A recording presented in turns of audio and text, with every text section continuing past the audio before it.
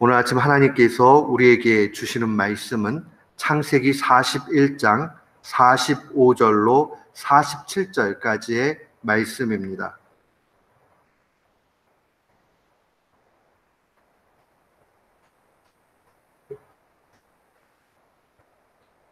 창세기 41장 45절로 47절 같은 마음으로 주의 말씀 봉독합니다.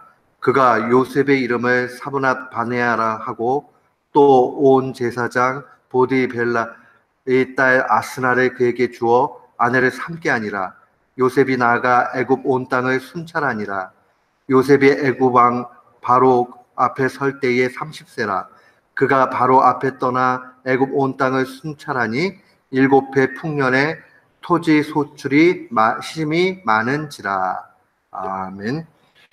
저는 오늘 본문 말씀을 통해서 세상에서의 잘됨이 만사 형통은 아니다 라는 제목으로 주의 말씀을 선포하도록 하겠습니다. 성경은 영웅담의 기록이 아닙니다. 그렇기 때문에 하나님의 사람이라고 일컬어졌던 수많은 영적 거인들의 그 삶 속에 있는 오점도 고스란히 기록되어져 있습니다. 세상의 위인전들은 어떤 한 사람의 업적과 그들의 잘됨을 기록을 합니다. 그러다 보면 그들의 공적만이 드러나지 가오에 대해서는 기록되는 경우가 없습니다. 그러나 성경은 결단코 사람을 높이는 책이 아닙니다. 그런 의미에서 영웅 스토리는 더더욱 아니지요. 각색되어 있거나 거기에 무언가 첨가하지 않습니다. 하나님의 관점에서 있는 그대로를 보여줍니다.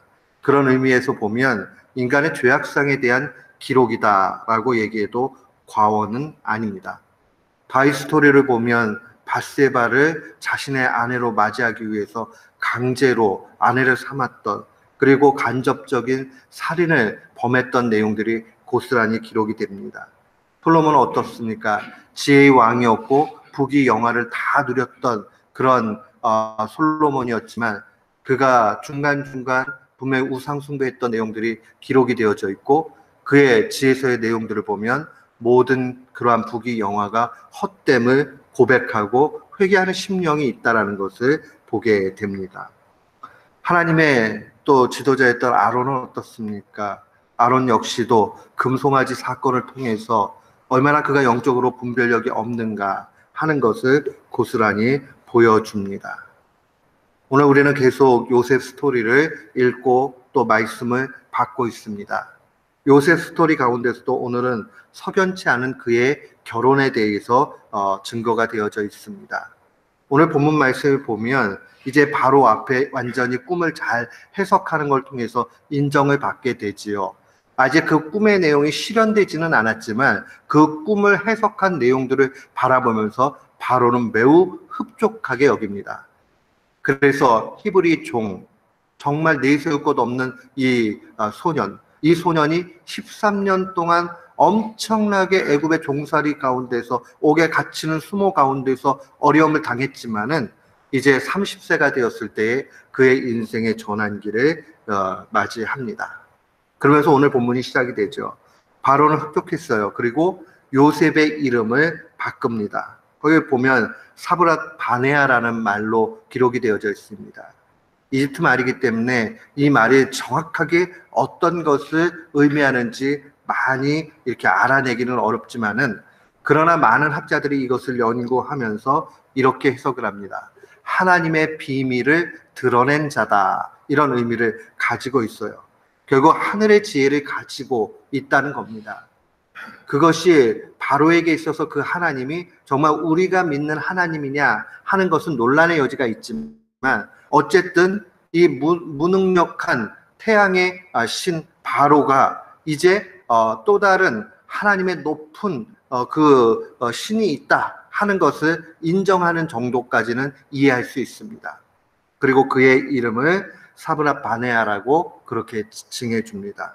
그러니까 천상의 선지자 같은 그런 대우를 받게 됩니다.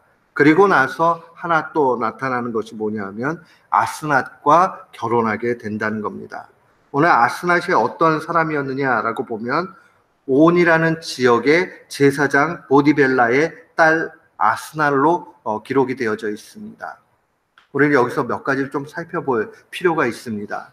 온 땅이라는 것은 어느 지역을 이야기하느냐라고 얘기하면 오늘날의 카이로에서 한 15km 정도 떨어진 곳이다라고 얘기하고 태양 신전이 있던 태양신을 섬겼던 당시의 태양신은 라라는 신인데 이 라를 섬겼던 신전이 있던 곳으로 추정을 합니다.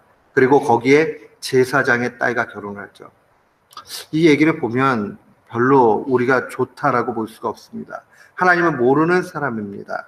그리고 오히려 더 깊은 차원으로 보면 완전히 이방 제사장입니다.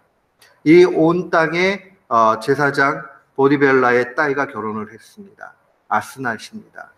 근데 여기서 또 하나 유대인 학자들의 해석을 좀 볼 필요가 있습니다. 유대인 랍비들은 이 보디벨라에 대해서 주목을 합니다. 그리고 요셉이 이방 이 아스낫과 결혼한 거에 대해서 불편한 심기가 있습니다. 그러면서 연구를 해보니 그들은 이렇게 이야기합니다. 보디벨라가 보디발 장군의 다른 이름이다라고 그렇게 이야기를 합니다.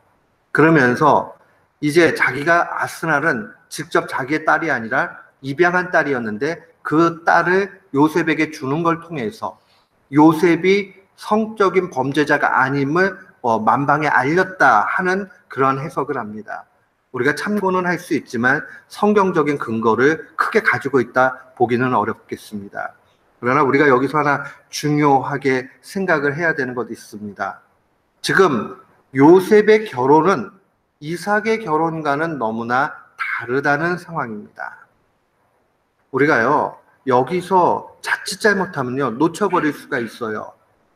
야, 요셉도 그렇게 이방 객이 돼가지고 그런 이방 땅에 거하게 됐을 때 어쩔 수 없이 이렇게 결혼하지 않느냐라고 하면서 이것을 하나의 기준과 샘플, 하나님께서 허용하시는 것, 이렇게 받아들이기 십상입니다.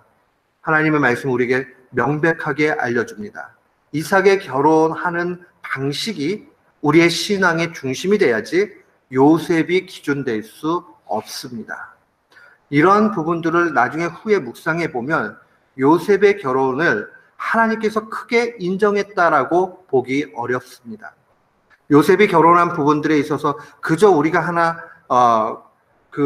이해를 할 수 있는 것은 그가 이방 땅에 거하면서 그 유대 여인을 신앙을 가지고 있는 여인을 만나기 쉽지 않지요.